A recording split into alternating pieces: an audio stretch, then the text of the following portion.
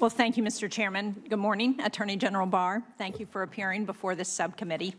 I share the Chairman's view that we want to try and focus mostly on your budget, but I have to begin with two concerns that I have about actions that you and the Justice Department have taken. First, I saw your testimony yesterday, and I still do have questions on the Special Counsel's report, as I believe this report has serious national security implications. We know that Russia interfered in our election. We know that the Special Counsel has brought nearly 200 charges against 34 individuals and 3 companies, including 6 former Trump officials and 26 Russian nationals. I am concerned by recent media reports that those working on the Special Counsel's team believe your summary to Congress glossed over the severity of the damaging actions of those in the White House, including the President. The American people should be allowed to see the report in its entirety so they can make their own judgments about its content. I am also troubled by the Department's recent decision to support a district court decision that would completely invalidate the Affordable Care Act. I have questions for you as to why this decision was made. This recent action by the Department will put millions of Americans, including 118,000 Granite Staters, at risk of being unable to afford or simply not have access to their current health care coverage. The loss of protections for pre-existing conditions and soaring prescription drug costs for seniors will affect thousands. And this includes vulnerable Americans like a young boy named Seth from Northfield, New Hampshire. He lives with hemophilia. It's a disease that requires hundreds of thousands of dollars of medication and treatment costs every month. Before the Affordable Care Act, Seth's father would have to change jobs because Seth's medical costs were constantly running up against the family's annual limits on the dollar value of insurance coverage. Children like Seth, those living with pre-existing conditions, stand to lose the most if the Affordable Care Act is wiped out. They could be denied insurance coverage because of their medical condition, and insurers would be able to jack up costs and cut off coverage after medical bills reach an arbitrary threshold. I believe we need to work together, Republicans and Democrats, to improve the health care law, not unravel it. And I hope that we will be able to do that in the coming months and years. I do acknowledge, as I said, that you are here today in your role as Attorney General to explain the Department's fiscal year 20 budget request.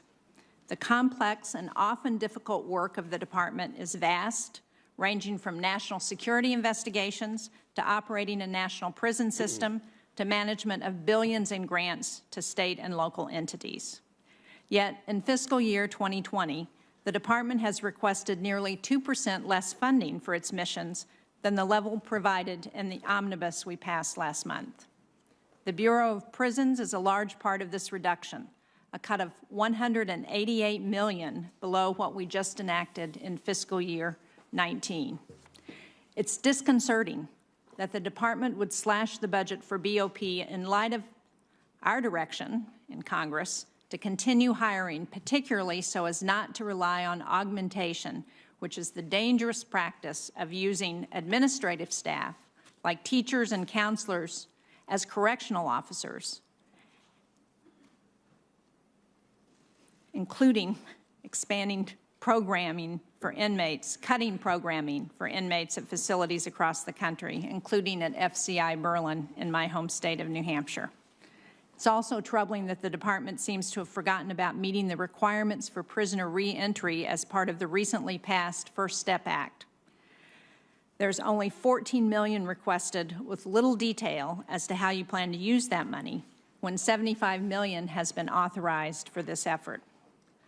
I was also surprised about drastic reductions and eliminations proposed for Justice Department grant programs, including those to help our communities fight opioids. I am deeply concerned that this budget request cuts nearly $100 million in funding that we just provided for justice grant programs to help communities respond to the opioid crisis with a balance of enforcement, treatment, and prevention programs. I'm interested to hear your reasons why your FY20 budget dramatically reduces this critical funding and even eliminates key programs like COPS, anti-heroin task forces, which we provided $32 million to cover, and mentoring programs for youth who are directly affected by the toll opioids have had on their families and communities. We funded that at $15 million. We see this very dramatically in New Hampshire, where, as I think we discussed previously, we have the third highest overdose death rate in the country. I understand that there's more demand on these programs than even we in Congress have appropriated. So what I don't understand is why we're talking about eliminating them. In closing, I want to echo the appreciation that was expressed by Chairman Moran for the 112 career employees at the Department of Justice. They work very hard to keep Americans safe from crime and terrorism, and especially during the government shutdown, they worked without any guarantee that they would be paid. So I know that I speak for everybody on this committee in thanking them for their service. I look forward to your testimony today, Mr. Attorney General.